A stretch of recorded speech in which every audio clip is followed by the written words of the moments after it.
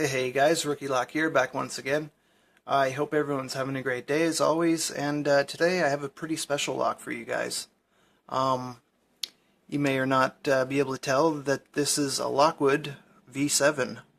Um, I got this from Paul Springett, of course, over in Australia, and this is another lock that I thought I would never ever be able to get my hands on, let alone have in my collection.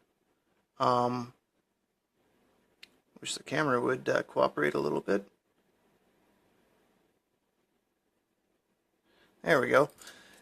Anyways, came without a key, but I was actually really surprised that an LW4 reverse, which is what the R stands for, needed very, very little modification to fit the keyway.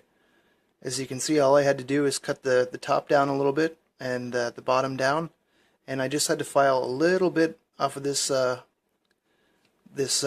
milling or whatever here, and fits in there pretty perfect. And you can see it's not a bad match on that side.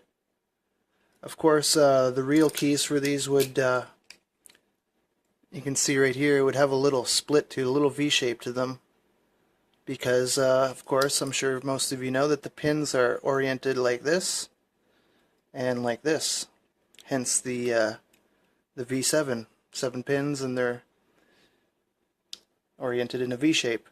So yeah, I wasn't able to get that V tip to my key, but with the cuts that this had, not too much of an intense bitting, but I don't really care about that. It's just an awesome lock as it is. Yeah, I was able to get the key made, and I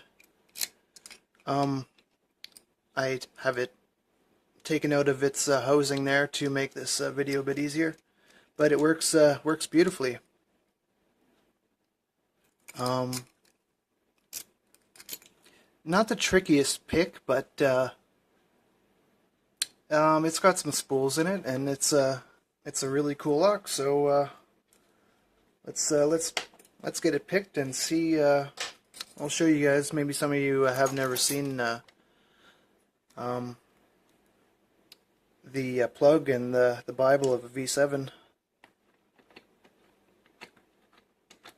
I guess these locks are pretty highly collectible.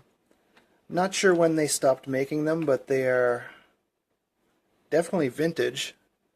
If any of you guys know the exact date when they discontinued the V7, I would love to know. Alright, that looks pretty good. Hopefully we can get into it. Hopefully it's not too dark. I'm going to use one of these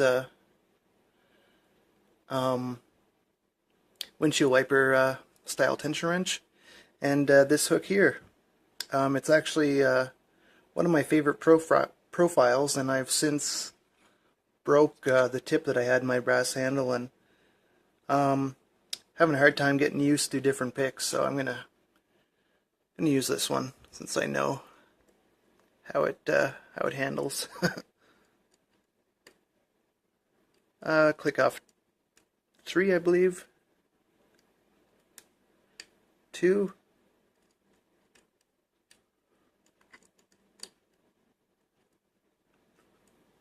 6, and 7's not ready yet. 2 again.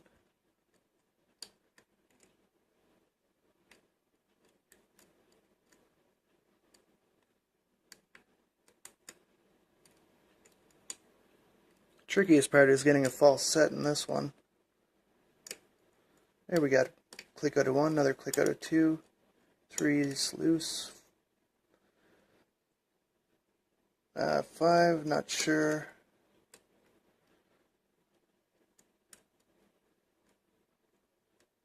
May have overset something, not quite sure. I'm gonna see what else we can get.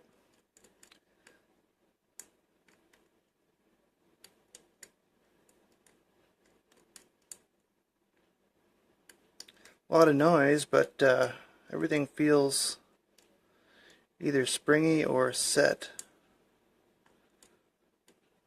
Good indication that we might have overset something. I'll give it a reset. 6, 1, little turn of the core. 2, 3, 4, 5, 6, 7.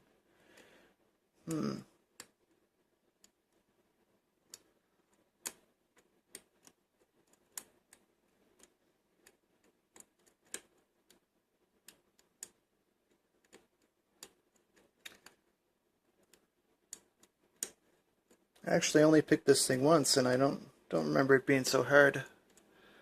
But oh, there we go. I was just going to say, I know these tapered pins need some massaging to set, so that's what I was doing. Just keep going back and forth on the ones that you set, and now we know, since we have well, somewhat of a deep fall set, we know that we're just on spools. So it's pretty easy from here. Just look for counter rotation. Unmistakable feedback when you get counter rotation like that. So it should be easy from here. And I think this is 2, 4, and 6, I believe. Okay, I don't think we got 6. Let's see. And we either overset or... oh, there we go. I think we might have dropped a tapered pin there and got her open. Let's see here.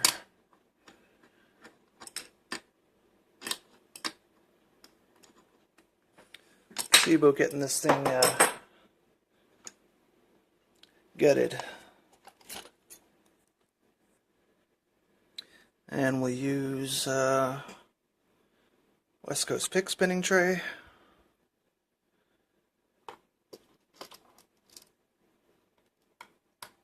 And I'll try to keep it unlocked just to see.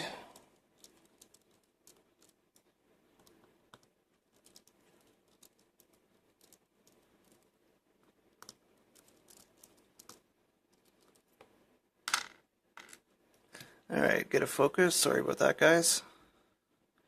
And see if we can get rid of some of that glare. Oh, it's not so bad. See if we can get a refocus. I think we're gonna have to live with that. Alright, where's my other follower? Oh, we'll have to deal with this one. Alright, so key pins should be pointing up. Oh.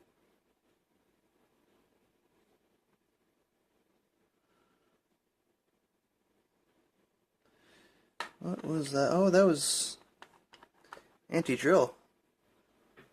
Forgot about that. That's awesome. And see, there's a ball bearing up front there. And where did that counter drill come out of? Maybe the bottom?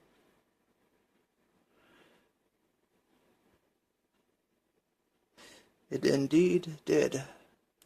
So that there's only one of them, surprisingly, but the anti-drill goes right down there. I might try to find something hard to stick in there, just for the hell of it.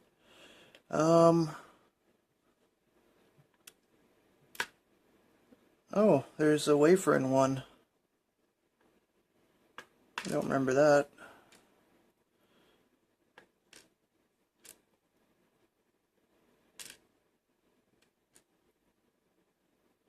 Have to check that out, see if it needs the wafer to have the key work. And there's a wafer in 6 as well. And 7. If we have enough time, we'll check to see if those wafers are needed for the key to work, and might take them out if not. All right, here's the tricky part. First pin is going to be on the left standard, well tapered spool.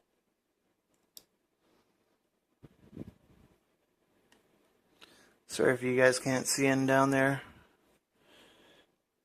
I can barely see it.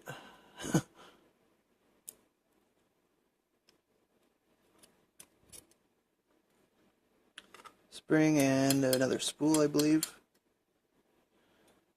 Will it come out?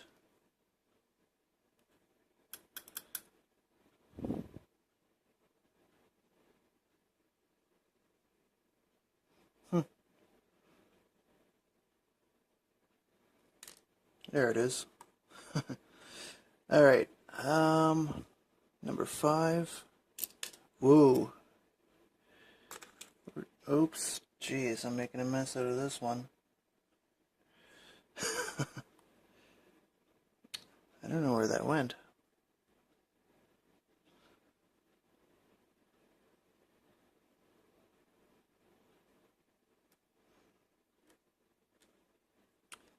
That had to be that one.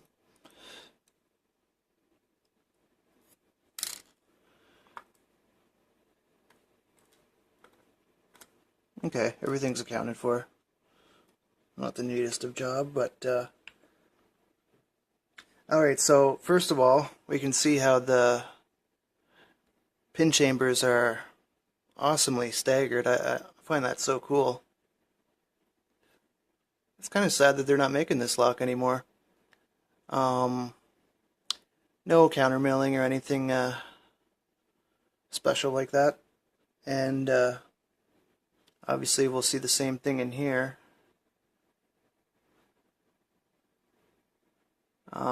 Yeah, staggered chambers like that. And the pins are, again, nothing too special, but pretty effective pins. Let's see if I can get rid of that glare a little bit. So yeah, we can see all the key pins have tapered tops, and same with the drivers, and there's alternating spools in 2, 4, and 6. 2, yeah. And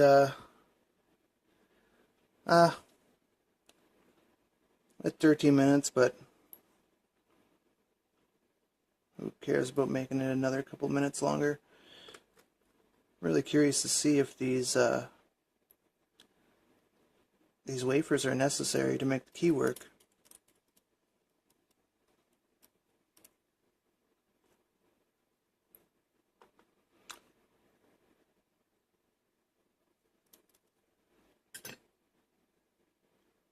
I might get rid of them, but it's not a huge deal to me. Yeah, this guy here.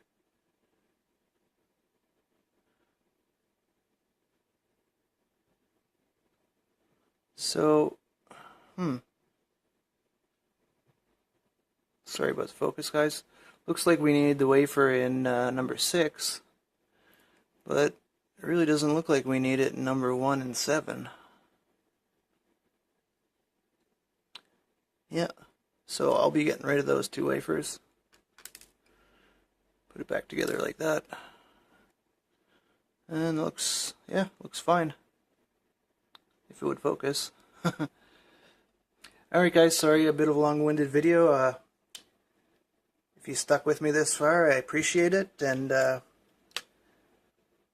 we'll catch you guys on the next one. And as always, don't give lock pickers a bad name. Never pick lock that you don't own or have permission to pick. Alright guys, take care. See you in the next one.